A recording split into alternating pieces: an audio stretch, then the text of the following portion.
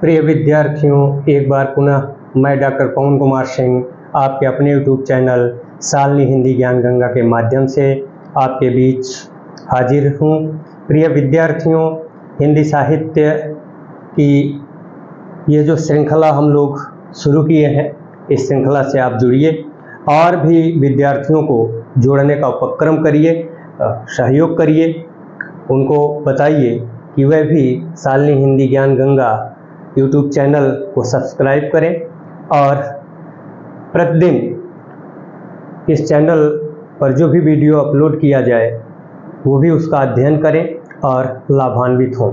विद्यार्थियों, बिना किसी तनाव के, बिना किसी चिंता के आप हंसते हुए, मुस्कुराते हुए सालनी हिंदी ज्ञान गंगा चैनल के माध्यम से हिंदी सीखिए। निश्चित ही आपको सफलता मिलेगी।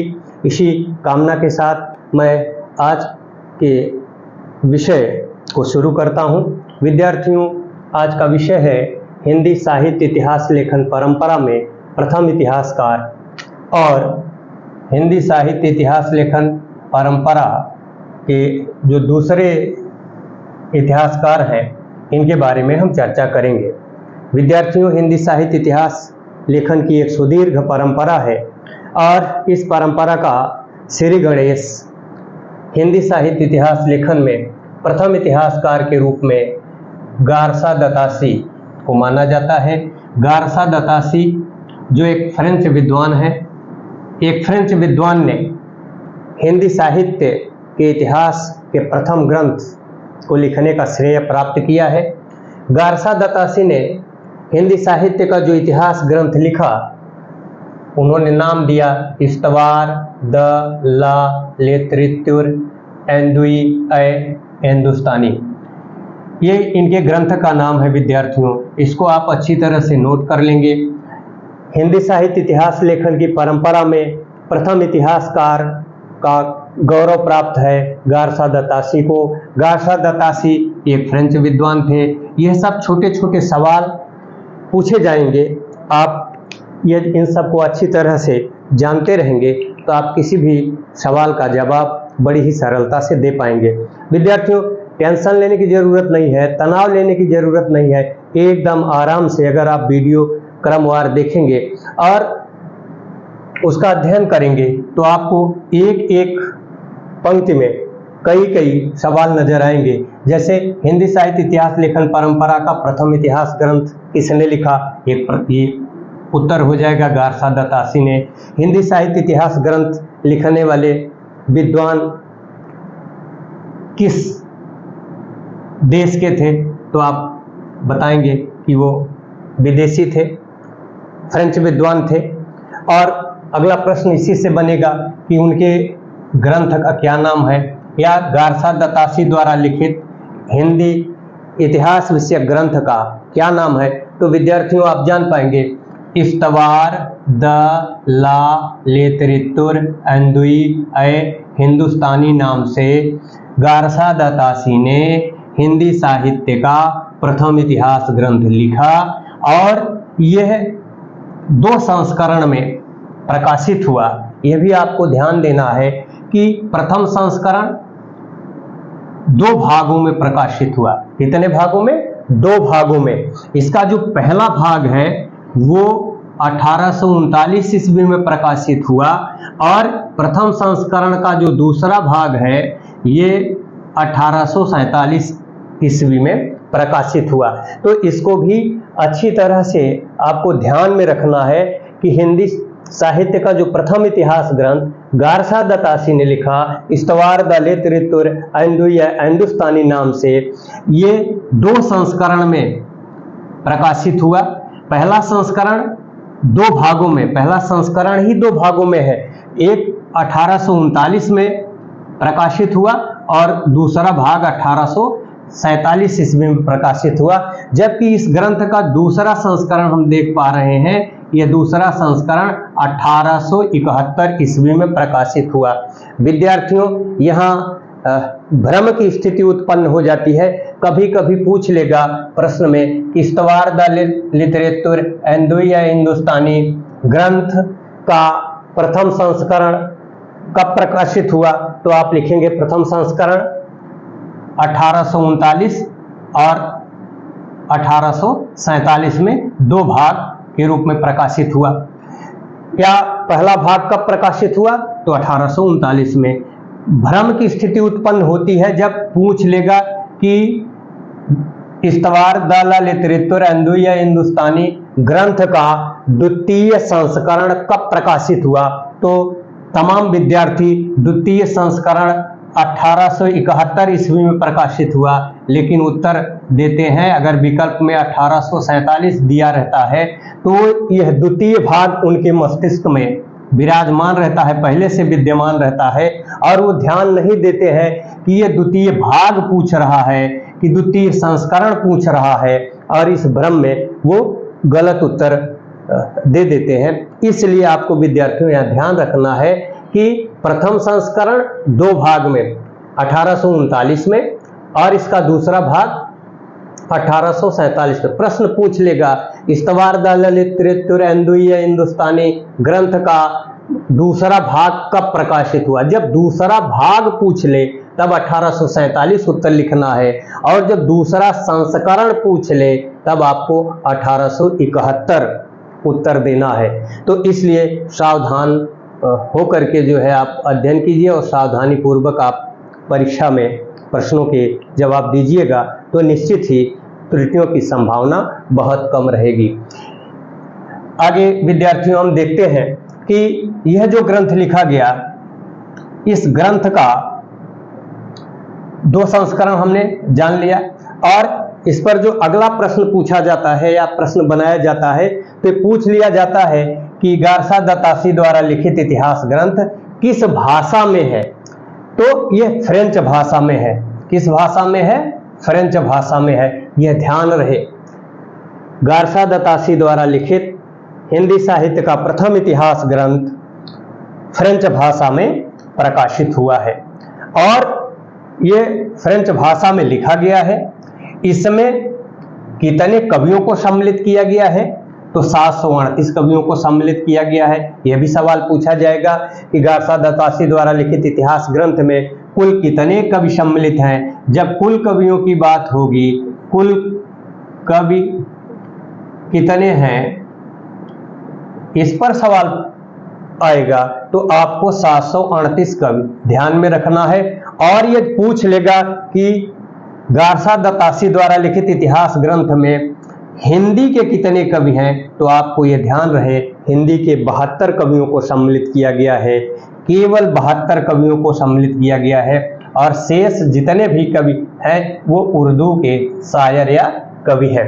तो ये भी ध्यान रहे, फ्रेंच भाषा में लिखा गया, कुल 738 कवियों को सम्मिलित किया गया, जिसमें सिर्फ और सिर्फ 72 हिंदी के कवि हैं। और एक महत्वपूर्ण प्रश्न इसमें फिर बनेगा कि गारसा दत्तासी द्वारा लिखित इतिहास ग्रंथ में कवियों का विवरण हिंदी वर्णमाला के अनुसार है या अंग्रेजी वर्णमाला के अनुसार है, या दोनों के अनुसार है, या किसी के अनुसार नहीं है। तो इसमें आपको ध्यान रखना है कि यह अंग्रेजी भाषा के वर्णों का जो स्वरूप है, यानी ABCD, इस स्वरूप के आधार पर जो है अंग्रेजी के वर्णक्रम के आधार पर कवियों का विवरण दिया गया है। और अगला महत्वपूर्ण बिंदु है कि गारसा दत्तासी द्वारा लिखित इतिहास ग्रंथ कहाँ प्रकाशित हुआ, तो यह भारत में प्रकाशित नहीं हुआ था। ये भी ध्यान रखना है विद्यार्थियों आपको, यह पेरिस में प्रकाशित हुआ था।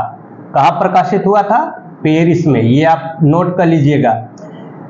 जितने भी महत्वपूर्ण बिंदु हैं आप नोट्स बना करके उनको भी लिखते चलेंगे, ताकि रिवीजन करने में आपको परेशानी ना हो। वैसे ये वीडियो YouTube चैनल पर जब भी आप चाहेंगे तब आपको मिलेगा, वहाँ से आप डाउनलोड करके या बार बार देख करके आप इसका अध्ययन कर सकते हैं। जो भी आपको विस्मृत हो उसको पुनः याद कर सकते हैं। तो इसलिए विद्यार्थियों ये भी ध्यान रखना है कि गारसा दत्तासी द्वारा लिखित प्रथम इतिहास ग्रंथ कहाँ प्रकाशित हुआ था, तो यह पेरिस में प्रकाशित हुआ था। इस तरह से प्रश्न पूछे जाएंगे जो अब तक नहीं पूछे गए हैं परीक्षाओं में। ये भी ध्यान रखना है कि ये जो चयन आयोग है, यह ट्रेंड बदल करके जो है प्रश्नों को पूछने का काम कर रहा है। इसलिए बहुत सारे विद्यार्थी जो मूल स्वरूप जैसे चला आ रहा है, परीक्षा का मूल पैटर्न जो चला आ रहा है उसके आधार पर तैयारी करते हैं और वो असफल हो जाते हैं। इसलिए विद्यार्थियों, संपूर्ण अध्ययन आपको करना है ताकि चाहे जहां से प्रश्न पूछा जाए उस प्रश्न का आप सही उत्तर दें। तो प्रकाशन कहाँ हुआ? पेरिस में हुआ।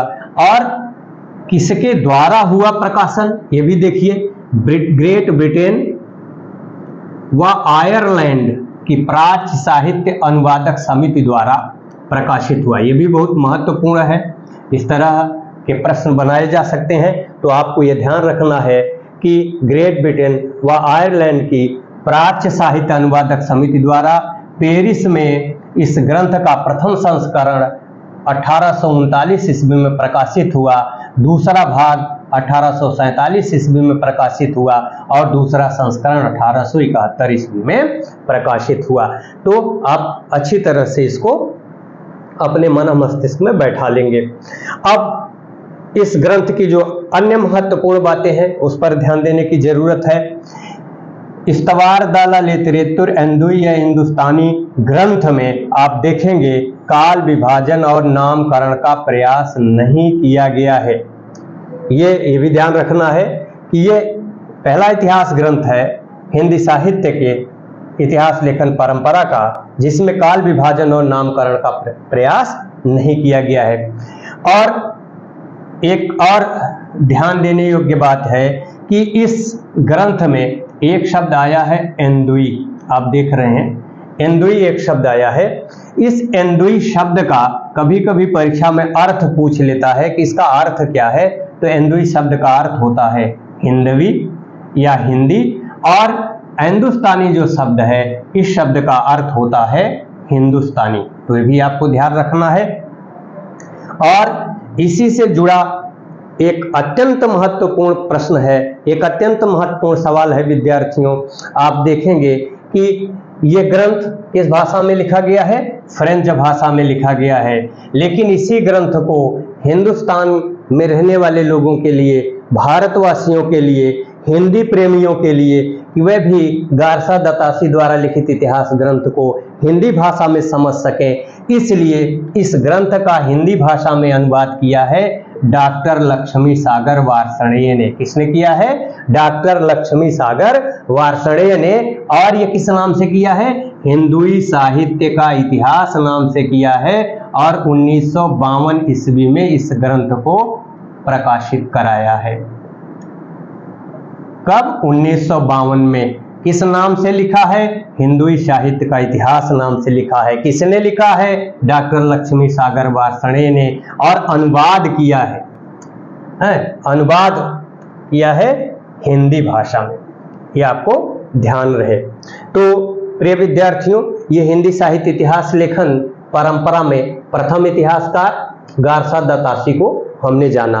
अब विद्यार्थियों, हिंदी साहित्य इतिहास लेखन परंपरा में दूसरे पायदान पर जो इतिहासकार हैं उनका नाम है मौलवी करीमुद्दीन।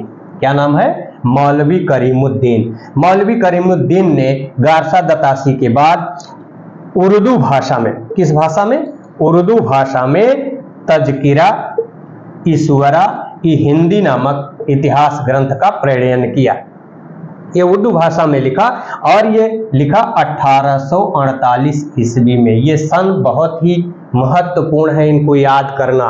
1848 ईस्वी में लिखा मौलवी करीमुद्दीन ने। किस नाम से? तज़किरा ई सुवरा ई हिंदी।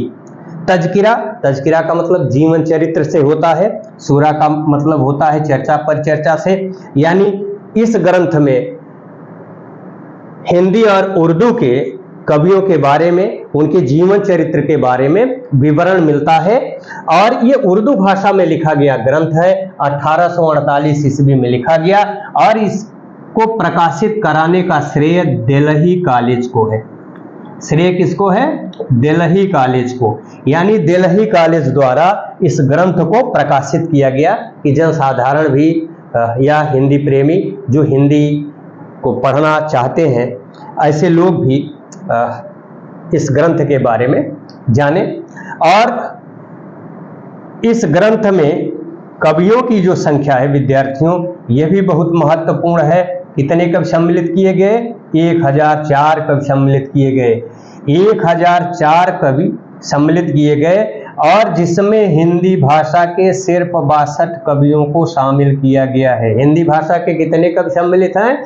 केवल 62 कवि हैं। और इधर हमने ऊपर गारसा दत्तासी में पढ़ा कि ये 738 कवि थे, जिसमें 72 कवि हिंदी के थे, शेष उर्दू के थे।